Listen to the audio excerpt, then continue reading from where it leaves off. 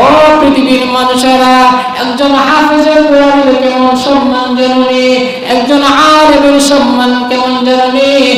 ও পৃথিবীর মানুষ, মান ক্বারাআল কুরআন ওয়া হাফিজাহু, যে ব্যক্তি কোরআনের হাফেজ হলো, আলেম হলো, মুফতি হলো, নিজের জীবনকে কোরআন অনুযায়ী গঠন করলো, আল্লাহ নবী বলেন আদখালাহুল্লাহুল জান্নাতা, আল্লাহ রাব্বুল আলামিন তাকে জান্নাতের ভিতরে প্রবেশ করাইবেন। সুবহানাল্লাহ। এখন এই হাদিস শুনে আপনাদের মনের মধ্যে প্রশ্ন আসতে পারে যে আলেমরা আলেম হওয়ার পর তারা নিজেরাই জান্নাতে চলে যাবে, তাহলে মা বাপ যে এত কষ্ট করে, এত অবদান তাদের পিছনে কষ্ট করে তাদেরকে আলেম বানাইলো, তাহলে কি তাদেরকে জান্নাতে নেবে না? আল্লাহ রাসূল পরবর্তী আয়াতের অংশের মধ্যে আল্লাহ নবী বলেন ওয়াশাফাউ ফি আশারাতিন মিন আহলি বাইতিহি কুল্লুহুম ক্বাদ ইস্তাওজাবান নার।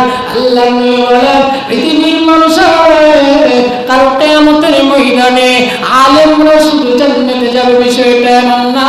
আল্লাহ রাব্বুল আলামিন কাল কিয়ামতের ময়দানে আলেমদেরকে এমন একটা পাওয়ারফুল শক্তি দান করবেন, যার কারণে এমন 10 জন ব্যক্তিকে সুপারিশ করে জান্নাতের ভিতরে নিয়ে যাবে। আল্লাহর নবী বলেন ক্বাদ ইস্তাওজাবান নার, যাহাদের উপর জাহান্নাম ওয়াজিব হয়েছিল, যাদের উপর জাহান্নাম ওয়াজিব, আল্লাহ তাআলা নির্ধারিত করেছে যাও তোমরা জাহান্নামে চলে যাবা, তোমরা জান্নাতে চলে যাবা, ভাগ বণ্টন শেষ। এরপরেও আল্লাহ নবী বলেন একজন আলেমকে, একজন হাফেজ কোরআনকে আল্লাহ রাব্বুল আলামিন এমন একটা শক্তি দান করবেন, কুল্লুহুম ক্বাদ ইস্তাওজাবান নার, যাদের উপর জাহান্নাম ওয়াজিব হয়েছিল, এমন 10 জন ব্যক্তির ব্যাপারে সুপারিশ করবে, আল্লাহ তাআলা সুপারিশকে গ্রহণ করে তাদেরকে জান্নাতে দিয়ে দিবেন। সুবহানাল্লাহ। এজন্য আলেমদের সাথে মহব্বত করেন। তো যে ঘটনাটা বলতেছিলাম, চেয়ারম্যান সাহেব এভাবে দিন যাইতেছে, ছেলেদেরকে মাথায় নিয়ে খাবার নিয়ে মাদ্রাসায় খাওয়ায়।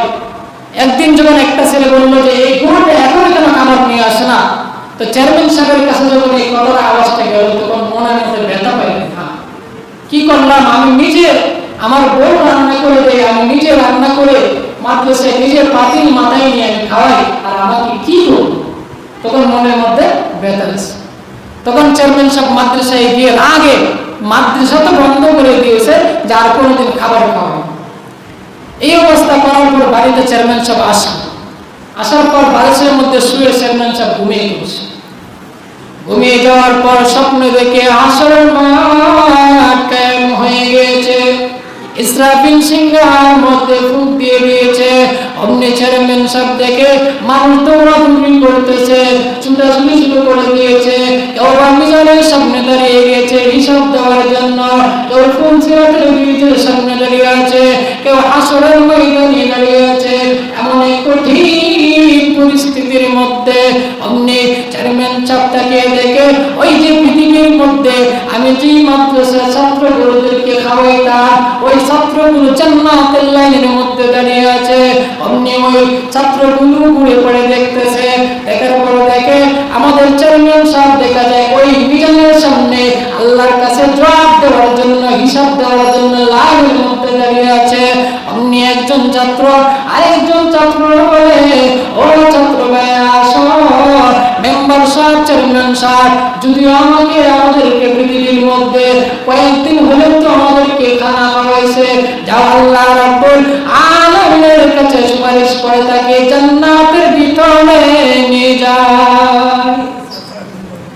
তখন ওই ছেলেটি চেয়ারম্যান সাহেবের কাছে গিয়ে হাত ধরছে, ধরে টেনে জান্নাতের দিকে রওনা হয়েছে। সুবহানাল্লাহ। এই মুহূর্তে চেয়ারম্যানের স্বপ্ন ভেঙে যায়। ভাঙার পরে তখন বিবিকে বলে, বিবি আমি অনেক বড় ভুল করে ফেলেছি, ওই বালকটা, ওই শিশুটা আমাকে গালি দেয় নাই, আমাকে জান্নাতের রাস্তা দেখিয়ে গেছে। সুবহানাল্লাহ। দাও এখন তুমি আমাকে রান্না করে